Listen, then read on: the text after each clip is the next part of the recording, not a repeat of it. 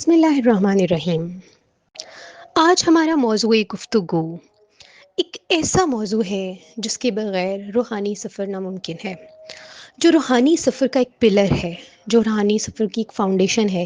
اس کے بغیر آپ روحانیت کے درجے کو عبور نہیں کر سکتے۔ بیسیکلی یہ روحانیت کا ایک درجہ ہی ہے جس کو ہم خود ہی کہتے ہیں، مطلب سیلف، یعنی اپنا آپ۔ یہ سیلف کی فائنسٹ کیپیسٹی ہے۔ اصل میں یہ آپ کی وہ اسٹرینتھ ہے جس کے ساتھ اللہ تعالیٰ نے آپ کو پیدا کیا ہے۔ اس کو ڈسکور کرنا، اس کو پالش کرنا، اس کو تیار کرنا، اس کو خیر کے کاموں میں لگانا خود ہی ہے۔ جتنا زیادہ آپ خود ہی سے دور ہوتے ہیں اتنا زیادہ ہی نہ خوش ہوتے ہیں۔ جب ہم خود ہی کی بات کرتے ہیں تو سب سے پہلا سوال ہمارے مائنڈ میں علامہ اقبال کا آتا ہے۔ اقبال واحد وہ شخص تھے جنہوں نے خود ہی کو ایکسپلین کیا، حالانکہ اس سے پہلے جتنے بھی صوفیہ اولیاء کرام گزرے ہیں وہ اس پروسیس کے تھرو ہی روحانیت کے سفر تک پہنچے ہیں، لیکن اقبال واحد وہ شخصیت ہیں جنہوں نے اس پروسیس کے تھرو گزرنے کے بعد اس کو لکھا بھی۔ فلسفہ خودی انہی کا ماخذ کہا جاتا ہے۔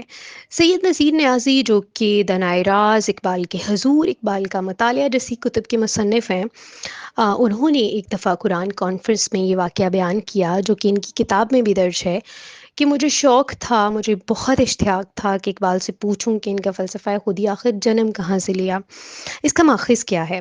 تو نذیر نیازی فرماتے ہیں کہ میں اگلے ہی روز اقبال کے پاس پہنچ گیا۔ اقبال نے مجھے سامنے طاق میں پڑا ہوا قرآن پاک لانے کو کہا اور قرآن پاک لایا تو انہوں نے سورہ حشر کی آیت نمبر 19 کی تلاوت کرنے کو کہا، جس کا ترجمہ یہ تھا: اور ان جیسے نہ ہو جانا جو اللہ کو بھول بیٹھے ہیں، تو اللہ نے ان کو بلا دیا ہے اور اپنی جانیں ان کو یاد نہ رہیں، اور وہی لوگ فاسق ہیں، جو کہ سورہ حشر کی آیت نمبر 19 ہے۔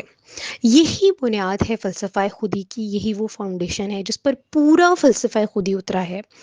جب کوئی انسان اللہ کو بھلا دیتا ہے، اس کے احکامات کی نفی کرتا ہے، تو کیا وہ دیوانہ ہو جاتا ہے؟ کیا وہ کھانا پینا بھول جاتا ہے؟ کیا وہ بیماری میں دوائی لینا بھول جاتا ہے؟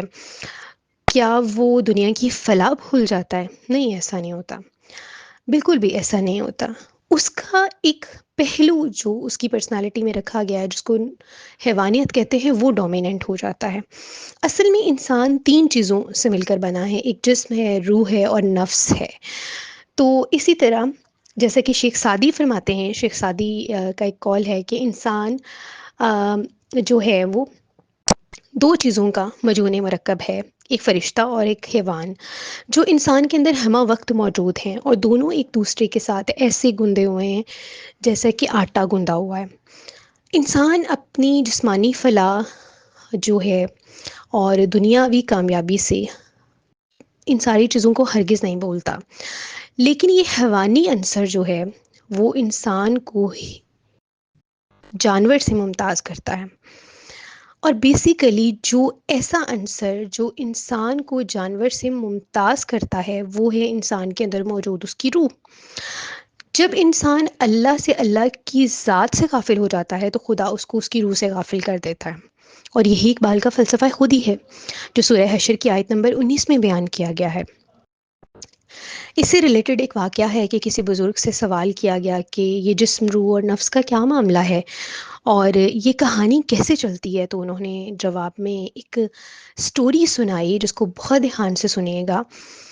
کہتے ہیں کہ بغداد میں ایک بادشاہ تھا، اور وہ بادشاہ شکار کرنے کو نکلا، اور شکار کرتے کرتے وہ ایک ندی کے پاس پہنچ گیا اور دیکھا کہ وہاں ایک لڑکی دوشیزہ کپڑے دھو رہی ہے، اور بادشاہ نے جب اس کی خوبصورتی دیکھی تو وہ اس کے عشق میں مبتلا ہو گیا۔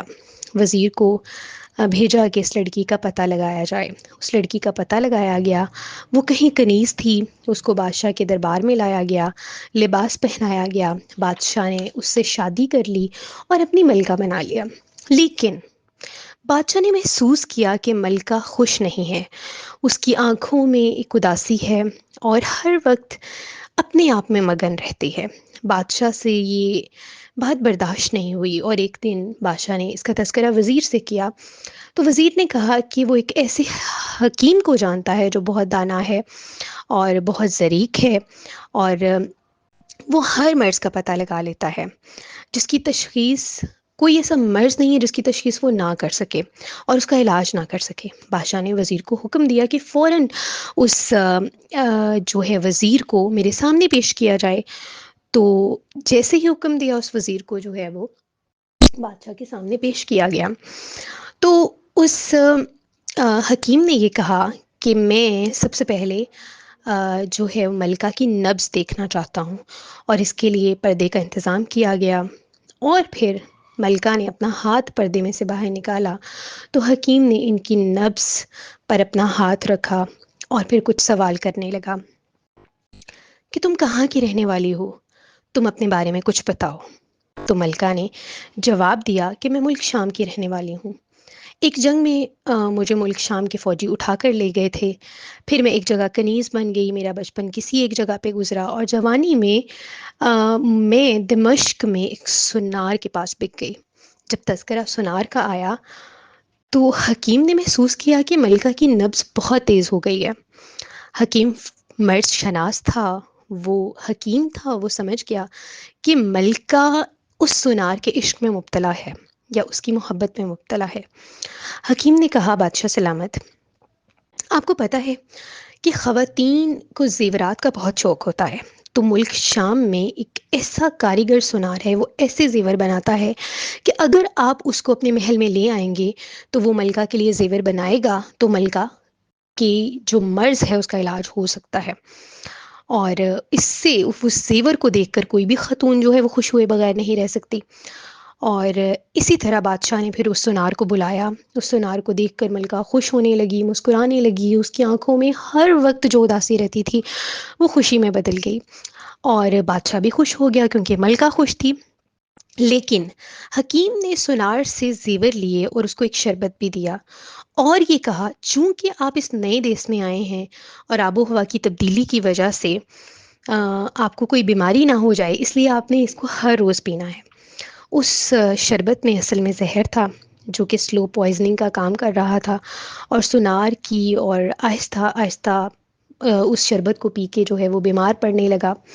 ملکہ بہت روئی، بہت رنجیدہ ہوئی، بہت تکلیف میں رہی، لیکن آخر کار اس نے دیکھا کہ جب وہ بیمار پڑتا پڑتا مر گیا آخر، جس کی وجہ سے ملکہ کی تکلیف بہت بڑھ گئی، اور آخر کار پھر اس نے اپنے آپ کے ساتھ سمجھوتا کر لیا، اور اب اس نے کہا کہ سنار تو مر گیا ہے، اب قسمت کے ساتھ سمجھوتا کر لینا چاہیے۔ اس نے بادشاہ کو اپنا شوہر مان لیا، اپنی محبت تسلیم کر لی، اور ہنسی خوشی جو ہے وہ زندگی گزارنے لگی۔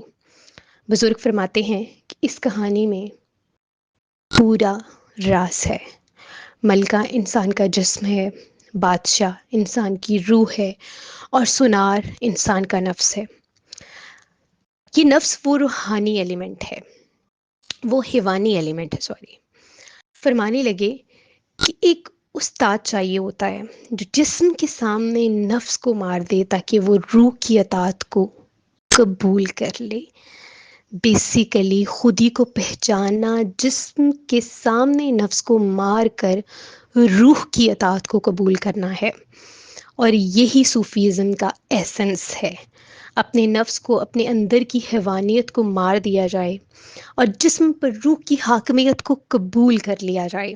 فلسفہ خودی جو کہ اقبال نے سورہ حشر کی آیات میں بیان کیا ہے، اس کا مفہوم بھی ایسا ہے کہ جب تم اللہ سے غافل ہو جاتے ہو تو اللہ تم سے غافل ہو جاتا ہے، اللہ تم کو تم سے غافل کر دیتا ہے۔ تو تمہیں تم سے غافل کرنے سے مراد یہ ہے کہ تم اللہ سے غافل ہو جاتے ہو، بلکہ اللہ تمہیں تمہاری روح سے دور کر دیتا ہے، تم پر تمہارے نفس کا قبضہ ہو جاتا ہے۔ یہ وہ راستہ ہے جو انسان کو ناکامی کی طرف لے کر جاتا ہے۔ اقبال نے بار بار اپنی شاعری میں یہ کہا ہے کہ خودی کو کر بلند اتنا کہ ہر تقدیر سے پہلے خدا بندے سے خود پوچھے بتا تیری رضا کیا ہے۔ اپنے نفس کو اتنا مار لینا اور اپنے جسم کے اوپر اپنی روح کی ڈومیننسی کو لے آنا اور اس کو اس ہائر لیول پر لے جانا کہ اللہ سبحانہ و تعالیٰ انسان کے انسان ہونے پر رشک کریں اور اس سے پوچھیں کہ بتا تیری کیا رضا ہے۔ یہ وہ مقام ہے جس میں خدا خود بندے سے پوچھتا ہے۔ فرشتے سے بڑھ کر انسان کا مقام ہے۔ خودی جب آپ اپنی روح سے آشنائی کر لیتے ہیں، خودی روح سے ملواتی ہے، اور روح اللہ سبحانہ و تعالیٰ سے۔ شکریہ۔